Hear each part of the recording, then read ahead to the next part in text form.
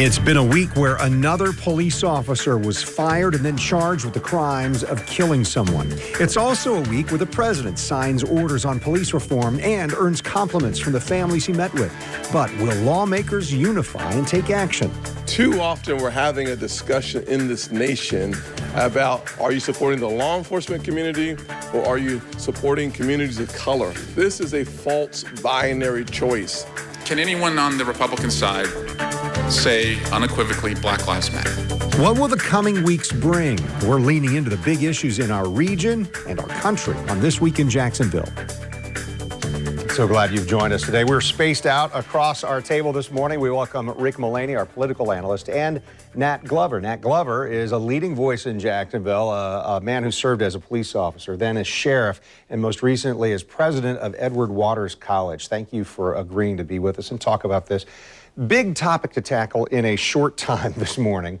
But there's this movement for police reform sparked by the deaths of George Floyd and then more recently Rayshard Brooks. Let's start here. Do you see or sense a difference in this movement? Is something happening here across our communities that is going to change the way police respond and react?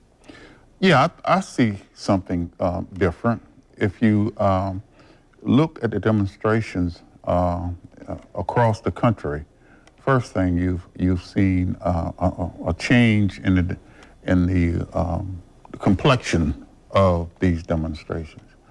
And you also are looking at a situation that has sparked a reaction internationally.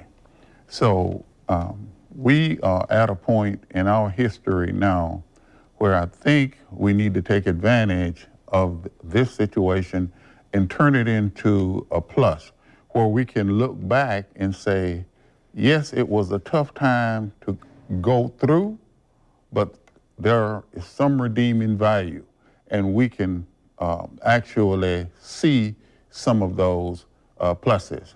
I think you now have a community that's willing to look at and feel like they want to be a part of police reform, and I think you have the police profession who are looking out and saying, hey, we got to bring the community in and come together with something that will end up being constructive rather than destructive, and so that we will not continue this obvious adversarial persona. Yeah, there's a hunger for that, a constructive way to go. There is, and President Glover, let me ask you this. In 1995, you were elected as the first and only African-American sheriff in the 20th century in the state of Florida when you were elected sheriff here in Jacksonville, and you served 2 terms. So you just said this is a moment that can bring about reform, but during your 2 terms you did quite a bit. So I have a 2-part question. How difficult is it, even in this moment, to accomplish real reform? And can you give us some examples of what you did as sheriff? Well, yes. One of the things I wrestle with, and this was quite a competitive wrestle, and that is, do I take this opportunity being sheriff to try to please everybody, and that is continue to do things the way they've been done and do only those things that would not upset anyone. And of course, what won out with me was that it would be a shame if I, as a historical African-American sheriff, didn't take that opportunity to make some changes that I, in my mind, felt like that would be positive going forward in this community. And one of the things that I did, and it got pushed back from a number of individuals internally and to some degree externally, and that was, I decided that I wanted to increase the educational requirement for police officers from high school diploma to a college degree. Now, why is that? If someone asks you, why are you doing that? And you have to be ready to respond to that question in the right way. I know in a college curriculum, you exposed to the social sciences, you are exposed to the humanities, and you are exposed to an environment of diversity that would maybe shape some of the ways that you were raised, some of the ways that you think, and that kind of thing. So I thought that would be a great thing for us to do. We push the community policing initiative, and we pushed it to a level that was pretty much unheard of. We put police officers' names on their cars because we wanted to send a message that we are part of the community, not apart from the community. And boy, did I get some pushback on that. But we persevered, and I had to make a concession with the police union and all. So I agreed to put them on one side of the car instead of both sides, because I started off by... It's compromise. Yeah, I had to compromise because I started off wanting it on both sides. But we came together, and I think that was a big deal. The other thing I did, I walked through the neighborhoods personally. Now, walking through the neighborhoods personally is a big deal, and let me tell you why. First thing, the community thinks that he's really interested in what we are trying to get done or what we would like for them to do, and I would ask the question, what can we do better? And I was asking that directly to the people who were affected. But it also sent a message to police officers, too, that I will be going out in the community, and I was going to do this on a regular basis because I walked 408 subsectors during my tenure as sheriff. So here's a police officer on the street, and they conduct themselves, and they are conscious of the fact that the sheriff is in the neighborhoods all of that time. I got to make certain I be on P's and Q's because if I mistreat somebody, they might talk to the sheriff. Right. You know, the sheriff might come knock on their door. The community would have access to the person at the top. And some of what the disagreement or the distrust that we hear about, it seems like, hey, I don't feel like I have a voice to the power or the people in control of me. We've got about a minute left, but just to wrap this up, I wanted to show some of the reforms that as sheriff, Nat Glover instituted. He talked a little bit about community policing concept, putting officers' names on the cars that we talked about. You place substations around the city, and again, that's access for the community to the officers. Established a citizen advisory council in every sector, and as you talked about, raising those educational requirements. And I think one of the things that we wanted to hear was it was not easy. You had to be fairly determined to make some of those changes happen. Is that right? Yeah, but you have to sell it. You can't force people into doing something, because if you force them into doing it, they will only do it while you're watching. But when you turn your back, they won't do it. But if they buy into it, then they'll come in early and stay late to get it done. How about that? All right, so we're going to take a short break, but we're going to keep talking here, the three of us, and we're diving into race relations in Duval County when we come back. So that's next on This Week in Jacksonville. Stay with us.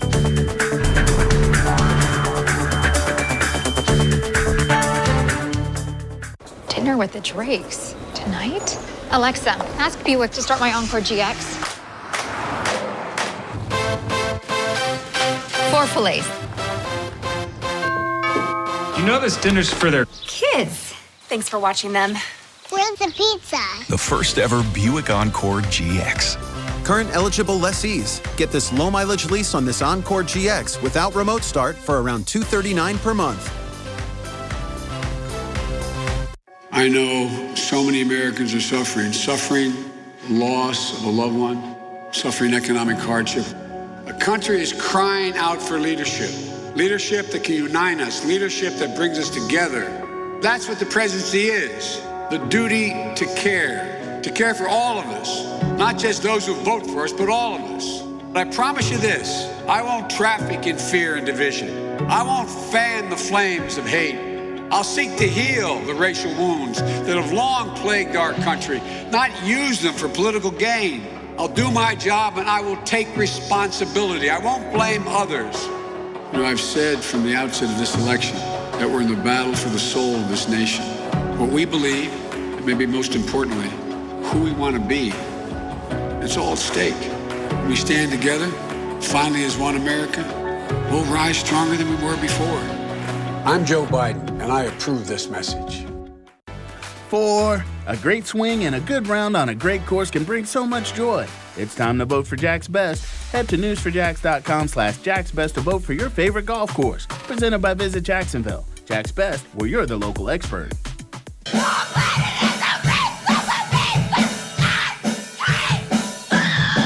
I've been thinking a lot about space lately. Specifically, this space out back. And how I can turn it from this into this. Public storage is clean, close, and ready now with limited contact precautions. First month's rent is just $1. Save up to 30% after that. To find a unit near you, text PHIL to 250250. At Harrell & Harrell, we are dedicated to working hard for our clients. We will stand with you, fight for you, and work hard for you every single day. We're with you. Harrell & Harrell. Call or text us 251-1111. Happy Father's Day. I'm so fortunate to have such a hardworking, dedicated, and ambitious father. You've provided an exemplary guide to how I hope I live my life, and I always know that you're appreciated, that you'll be appreciated in everything you do. Love, Natalie. I'm super proud to be your daughter. No words can accurately express the love I feel for you. I hope one day I can settle down with a man as great as you. You're the best dad ever. I love you. Happy Father's Day, Jenna. You're watching This Week in Jacksonville with Kent Justice. Former Sheriff Nat Glover, the former president of Edward Waters College as well, and Rick Mullaney with us, the director of the Public Policy Institute at Jacksonville University. So as we continue our talk here, let's talk about race relations. I mentioned to you before we started taping, you were the first person who told me about Axe Handle Saturday in Jacksonville. That's almost 60 years ago, something you lived through. And I guess my question is, where, in your view, do we stand in terms of race relations in Jacksonville? Are we better now than we were, say, 60 years ago? So certainly we are much better than we were 60 years ago, and thank God for that. Yeah. And we in Jacksonville, I think, is poised to possibly be a model for this country. When you really look at the changes in Jacksonville and just kind of look at the leadership, you have an African American who heads two of the major authorities here, the Jacksonville Port Authority, Jacksonville Transportation Authority. You have African American as school superintendent. You have African American who heads one of our largest hospitals here, Shands, Jacksonville, and a person who heads up the YMCA here. And so when you're talking about are we better, certainly we are better, because in Jacksonville at one time, and not so far in the past, that would have been unheard of. When you look at the Police and Fire Pension Fund, a $2 billion pension fund, African American heading that up. So yes, we are better. And that's the reason I think when you add the fact that Jacksonville has elected an African American sheriff and an African American mayor, I think we have what it takes to be a model for the country. President Glover, some thoughts on that. What would that take? Because you've mentioned that at this time, a special time, the fear that exists in many parts of our community and nationally, that exists today. And what does it take to address that and for us to be that model? What are the kinds of things that are necessary? Well, I think when you got the ingredients, you got to have the kind of leadership to bake the cake and make it a good tasting cake, which incidentally will take courage, and sometimes even there might be some party implications. What we have here in this country, we have party adversarial an adversarial relationship in the area of parties. It's almost a poisonous environment. We got to get past that. We have transcended that party issue here in Jacksonville. Both of the African American elected citywide officials have been Democrats here. And of course, one could make the case that Jacksonville is a Republican city, depending on your perspective. But we have shown that we can do it. All we have to do is come together and do it. That means the people who are adversarial and those people who actually have the vision. Rick, I'll let you wrap up here if you want, kind of our final question here, but I'm hearing a message of hope here. We can. Rick, I'll let you dive We can. There are certain proposals.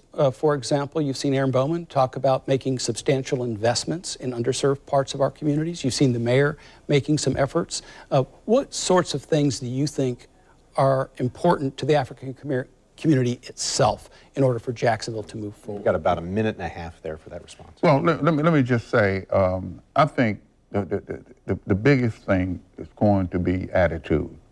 One of the things I say when it comes to when you embark on things that's difficult, when you embark on things that maybe never been done before, that are challenging, the question is not, we can't do this, but how do we get it done? I think we got the talent here to do it. All we need is the will to do it. And I think we can turn out a product that people will be pointing toward Jacksonville, Florida, saying, we need to do that. I am honorary chair on the initiative to raise half cent for the schools here in Jacksonville. I mean, these schools are in awful shape. That's a foundation here in Jacksonville. We're gonna have to say we are committed to that because we are committed to our young people. And incidentally, a large portion of them are minority students. And we need to be committed and show people that we really mean what we say. You have a whole lot of talk, but that's what people say. Whole lot of talk, but nothing happened. Let's make something happen here in Jacksonville. A man who has made things happen his entire life here in Jacksonville. Former president of Edward Waters College, former Jacksonville Sheriff Nat Glover, thank you so much for your time. And political analyst Rick Moyney, thank you for your insights. Thank you. All right, stay with us here. With the RNC on the way to Jacksonville in 2 more months, we're looking to the leader of JAX and the Aviation Authority. Mark Van Lowe is with us when we come back on This Week in Jacksonville.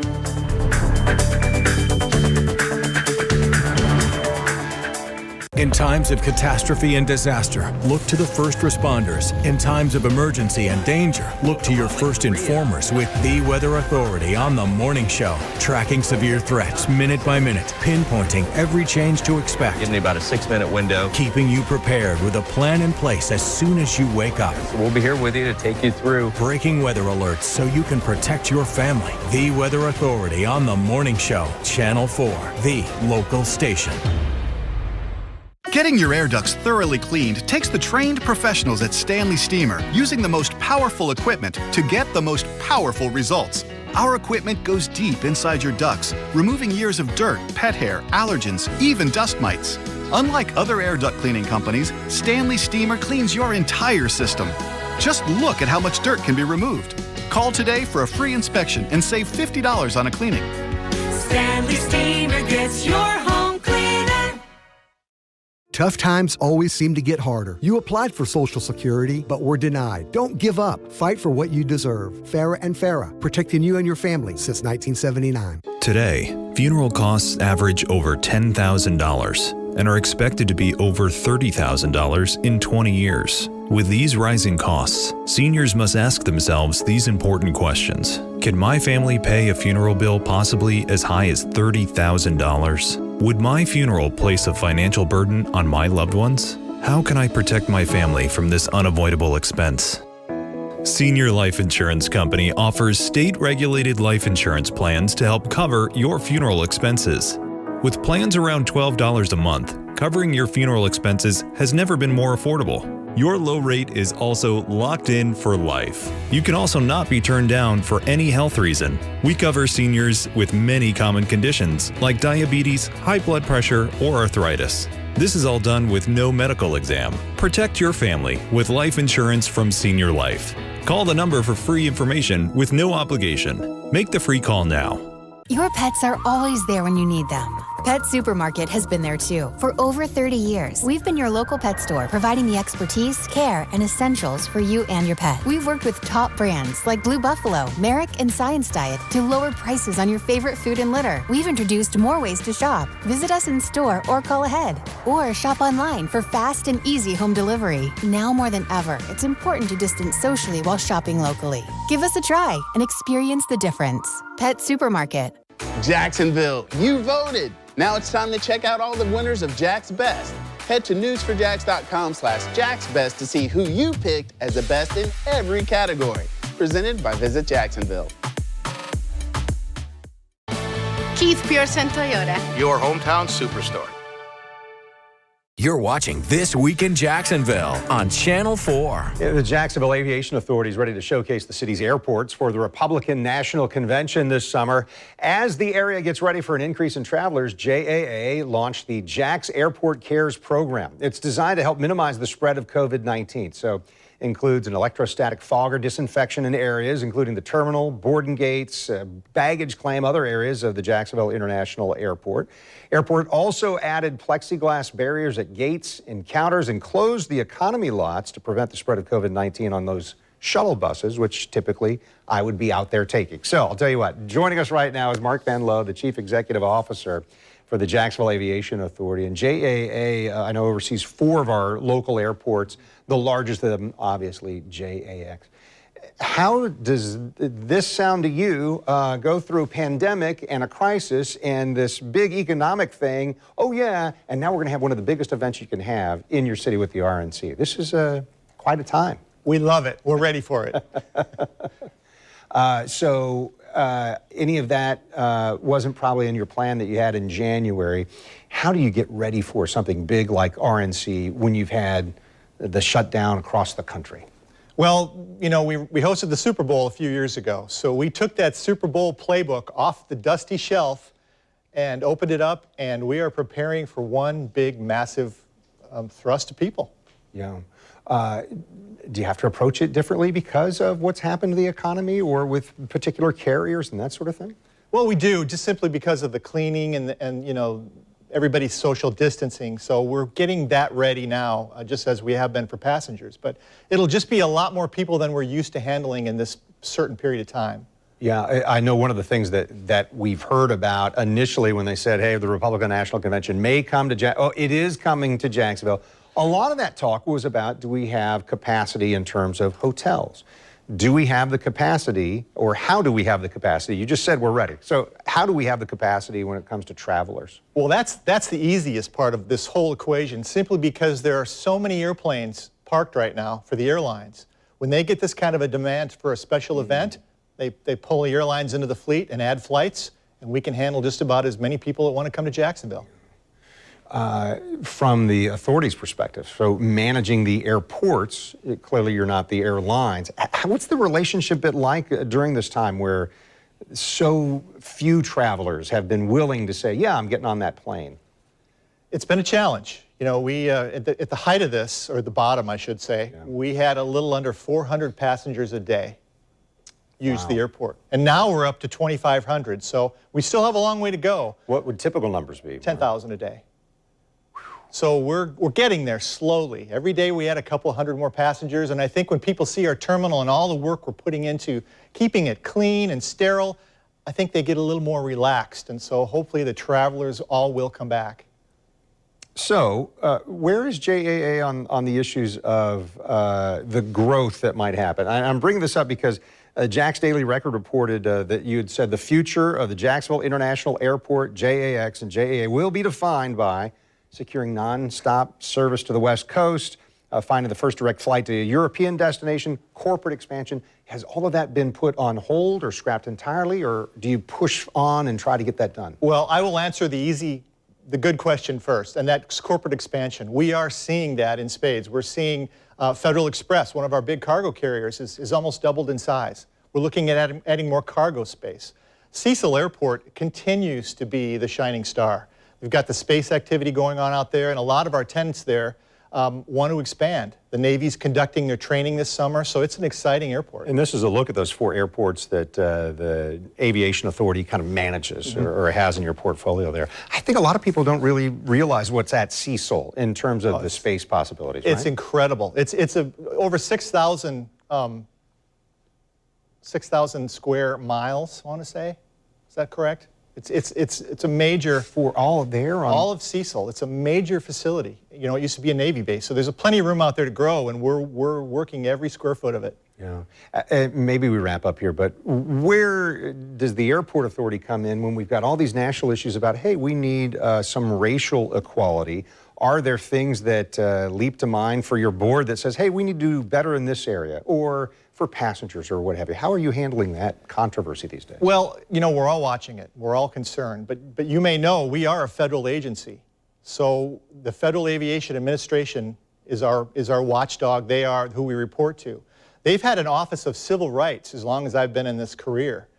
We have disadvantaged business enterprises. We monitor women-owned, minority-owned businesses that we try and promote. So I think we've done an outstanding job of keeping civil rights and anti-discrimination in every contract that we let at the airport. Yeah, I know that's important, not just on that federal side, but certainly in our community, and even more so these days where we're talking about it. So glad to talk to you. A year and a half in, and we're excited for what can happen here in these summer months. Thank you. Mark Van Loo, thank you.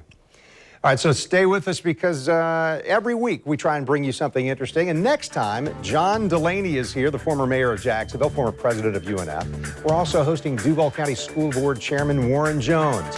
This Week in Jacksonville airs each Sunday morning at this time. And you know what? You're always going to be able to find this week's episode or last week's or weeks before online at news4jax.com.